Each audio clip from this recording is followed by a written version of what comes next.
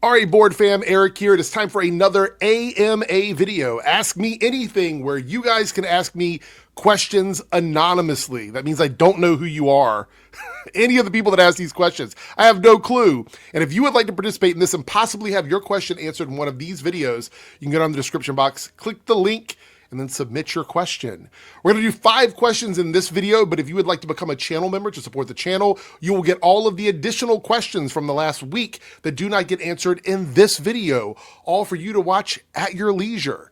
So think about that, consider it, and hit that join button down below. Make sure you subscribe, turn on notifications, and let's go ahead and get into these questions. All right, here we go. Question number 1. Would you ever do a collaboration with Melonie Mac, like an interview about gaming?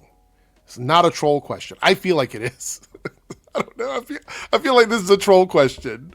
100%. But I'm going to give you an honest answer. Would I ever do a collaboration with Melonie Mac?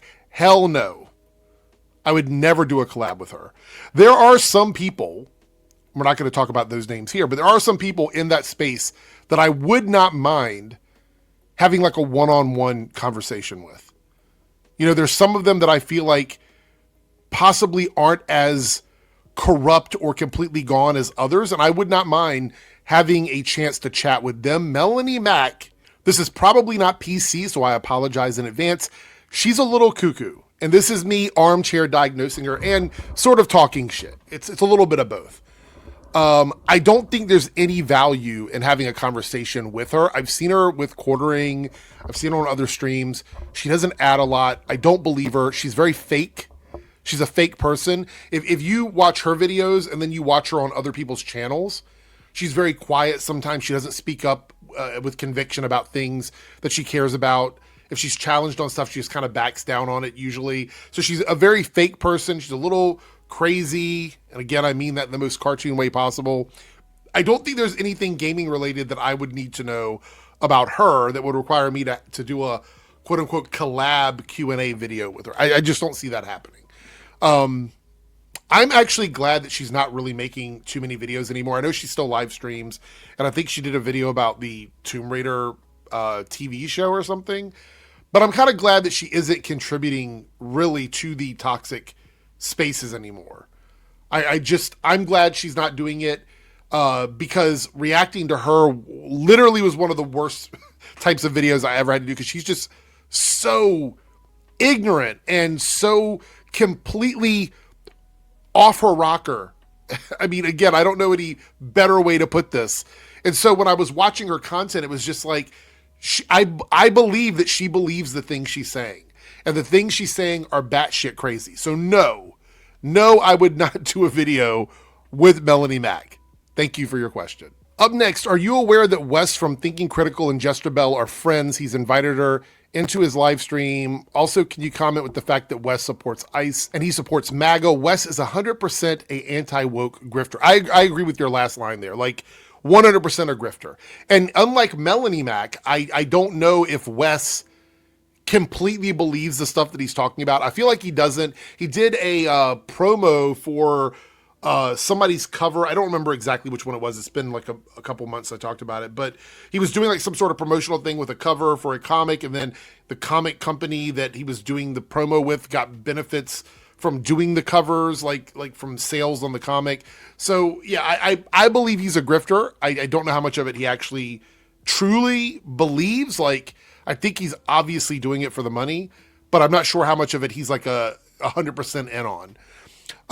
Supporting ICE is a huge red flag. ICE is a fucking, so much to say about ICE. ICE is a big fucking problem, and MAGA is a big fucking problem. But it doesn't shock me that Jester Bell is friends with Wes, because I feel like they're the same kind of brain rot. Low effort, low energy brain rot. And it's, what's crazy is Wes isn't necessarily like, just the thing about Jester Bell is Jester Bell doesn't know enough about the stuff that she's talking about. Like, I feel like she's kind of, she uses ChatGPT and stuff to come up with a lot of the things that she talks about. I think Wes does actually have knowledge about things he talks about. He just uses it in an evil way. That's what I think personally. Anyway, thank you for your question. All right, so we're halfway through the video, and several people have asked me about the I'm Bored hat and shirt. And if you would like to snag one of these for yourself, You can head over to the Fourth Wall shop. It gets shipped out very, very quickly, and it is high quality product. I just want to give a shout out to it because I do get people asking during streams and stuff. I thought I'd stick it in the middle of this video very, very quickly for anybody that's curious. That's what this is over here. That link to the shop is where you can get this from. There's other stuff there as well for the springtime coming up. So if you want to support the channel a different way and get some swag, head over to fourthwall.com and check out the Eric shop. All right, here we go, a long one. Hi, Eric. First, I have to say I don't agree with the term toxic fandom or toxic fans, because if people in social media are toxic in fandom, they aren't real fans and should be known as the toxic audience. For fans that criticize their product with legitimate points, I prefer the term Henry Cavill used, passionate fans. Okay, we'll come back to that. Second, what is your opinion on the current Star Trek product? For the toxic audience, they'll use the BS excuse to justify their bigotry and prejudice with complaining about the message. For passionate fans, their answer might be that the modern shows don't have the same quality in writing as the past shows, like Next Generation, Deep Space Nine, Voyager, Star Trek Enterprise, etc. For me, I think the fault at times comes that the contemporary writers structure the stories backwards from the standard screenwriting formula. For example, the plot and setting should lead the story, then the cast of well-developed characters and the secondary importance to the story. And finally, the moral, social, political themes should be subtextual. But writers today have the themes lead the stories with underdeveloped characters, and the paper-thin plot gets lost in the subtext, creating a product that feels like the audience is sitting through a proselytized 45-minute to 2-hour public service announcement rather than an interesting story with a compelling message that may lead the way to social or political progress. Okay, so let's go back to your first comment there. As far as changing your terminology for what you think of the fandoms, I don't have an issue with that. You can call it whatever you want. It's just one of those things where the community drives what the term is, and toxic fans and toxic fandom is really the community standard term. So even if I were to change it to something else like toxic audience, the thing is people would still hear toxic fandom and toxic fans. It's been ingrained in the community. I do appreciate you want to differentiate it, because I think there are some people who don't necessarily agree with some of the stuff that these movies and TV shows are doing that aren't toxic. I'll more on that in a second. We'll come back to that. With my opinion on the current Star Trek product, I don't have an issue with it. As far as all of the things you bring up here, I think the issue with this, what's causing this problem, is the shorter seasons made for streaming services. I think that's a big issue with a lot of old shows. Like, newer shows don't suffer from it as much because they are already structured around this formula. 8 to 10 episodes. Some of them binged over like week to week viewing structures. Like, it's just a different thing altogether. So I think a lot of people are already dealing with some sort of like emotional and mental issue with the way the shows are done because you're getting a different type of show. A lot of the filler episodes and bottle episodes that we used to get in like the 21 to 23 episode seasons did help us learn more about the characters. I actually think this is really interesting. I think a lot of people who complain about filler content and complain about that kind of stuff don't realize how important it was to the shows when they were complaining about them.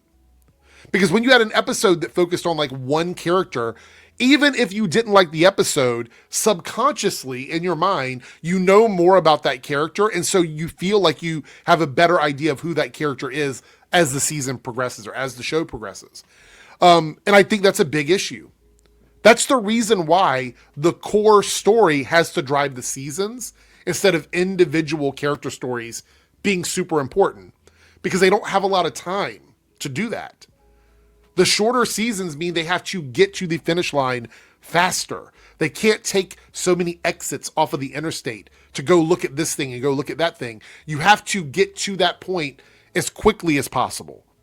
And so the writers are trying to adjust for that by writing stories differently than they did in the past.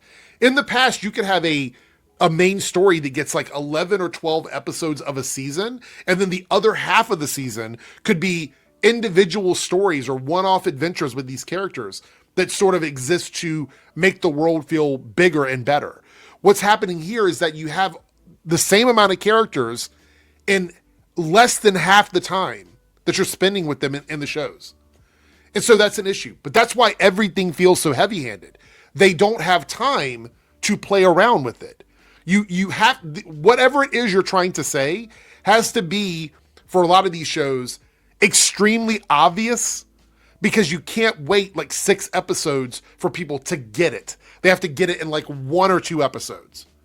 And then you have to move on to the next plot point. That's the issue we're in. So what we have to understand with these shows is you like, I don't say you because I don't know if this is how you feel or not. Maybe because you're saying for me.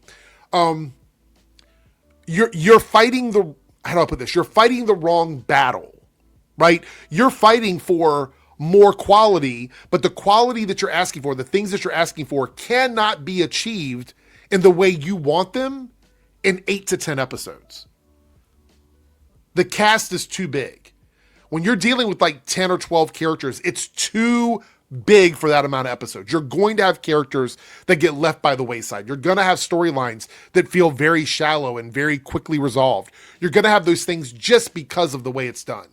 So if you want stuff that feels more like the older stuff, you should be fighting for longer seasons, right? That's essentially what it is. You should be fighting for studios to give us more episodes and a regularly scheduled season for a lot of these shows where you don't get them.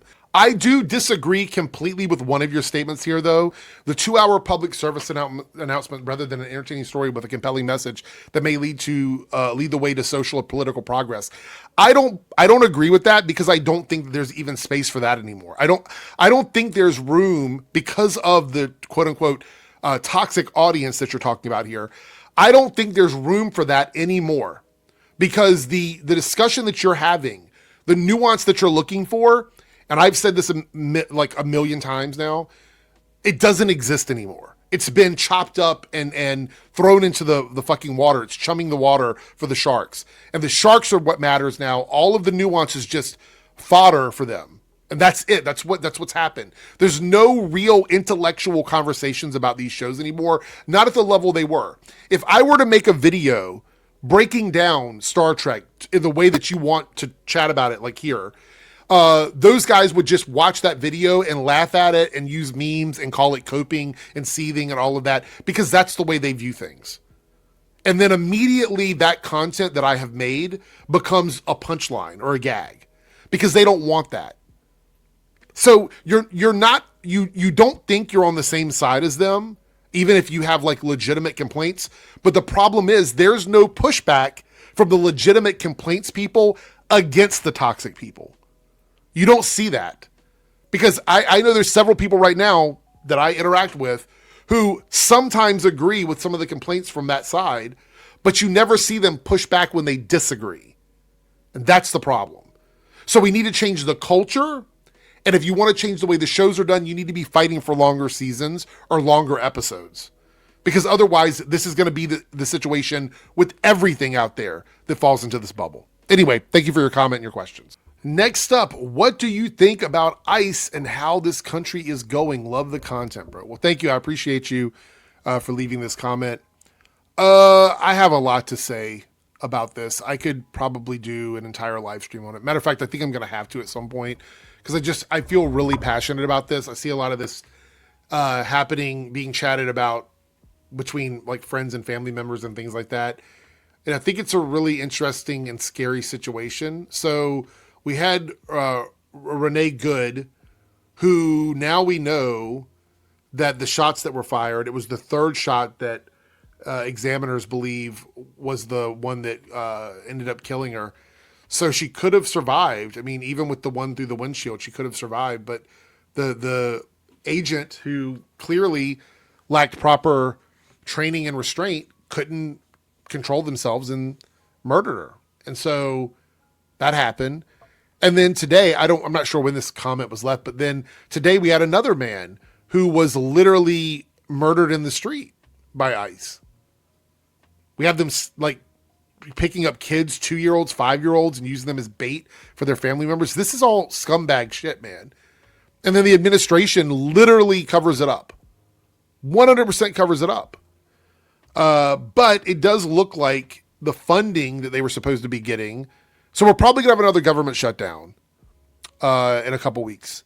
And it's most likely because the Donald Trump's administration and the corrupt people that were elected to represent their constituents are not actually doing that. They're there to push the will of Donald Trump. It's one of the worst Congresses that we've had because they're just not doing anything except letting Trump do what he wants, which is not why they were elected.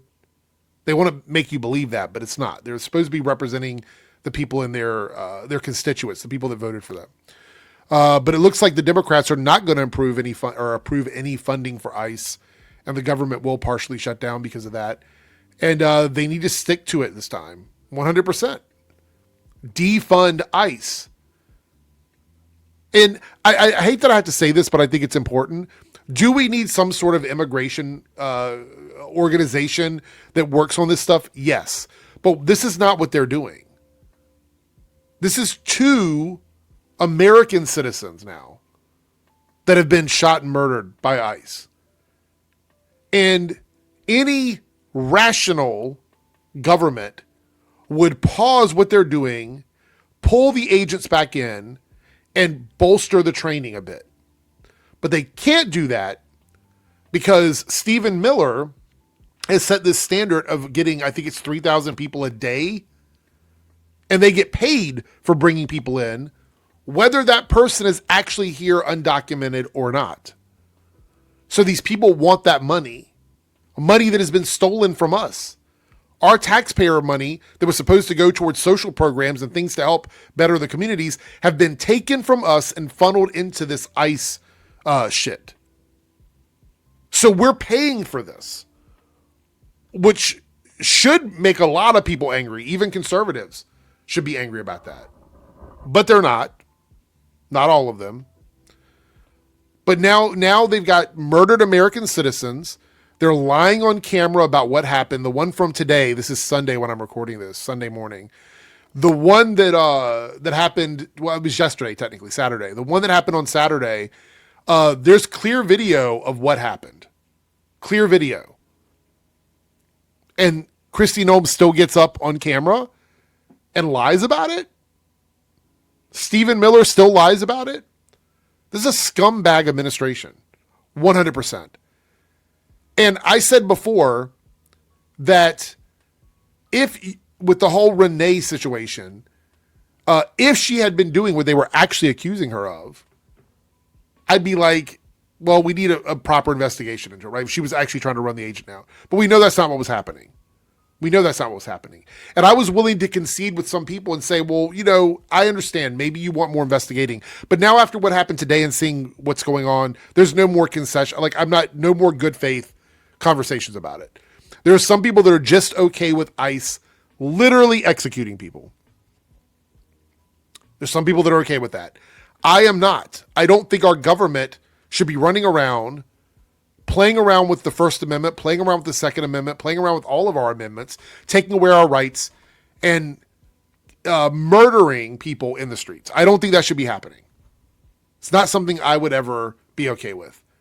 And regardless of what side politically we align with, I don't think you should be okay with that either. If you want this organization to do what they're supposed to do, they need better training because it is on them to not be reckless. Because they are the law enforcement. They are the agency enacting the government's wishes. So they're the ones, it's on them for the training. Not on the everyday person, it is on them. And they are the ones making the mistakes. And instead of getting in trouble for it, instead of having them reevaluate some of this, they're not doing that. They're just pretending that people are doing things they're not doing in order to justify this stuff. So I have no more good faith with anybody that can look at this one that happened with Preddy. His name was Preddy. No more of that. If you look at this and you're still like, well, actually, no, fuck you. We have nothing else to say. Thank you for the comment. All right, so I think this might have been intended for the Ask a Gay Guy Anything comment form that I have. So what I'm going to do is, in this video, I'm going to leave 2 links. I'll leave the link to the regular AMA and to the Ask a Gay Guy Anything AMA, which I haven't done a video on in a while, but I will if we get enough questions. So click on that one if you have questions like this. But I'll answer this one in this video because it was left over here, and we only have this one and one more left for me to chat about. So, straight men have crushes on women they stream with. I'm sure they do. I'm sure they do. You don't have to answer this, but is there anyone you stream with that you have a crush on? I feel like I've answered this question before. Is this the same person? I feel like I've answered this before. I know you're in a relationship. Sorry if this crosses the line. Well, I mean, I'm not trying to have a relationship with somebody else. I mean, thinking someone's attractive or having like a crush on someone, I don't think is necessarily grounds for ending a relationship. I think it's what you do with that feeling you have, right? Yeah, of course there's people that I have streamed with. I mean, I've been on lots of streams. Yes, there's people I've streamed with that of course I find attractive in one way or another. But I'm not going to make them feel uncomfortable by, the stream is over. I'm like, oh, you know what? You're kind of thick. You're kind of thick. Can I get in those DMs? Like, no, I'm not going to do that with people that I stream with that, I have to stream with them multiple times. I'm not going to go do that to them. Right.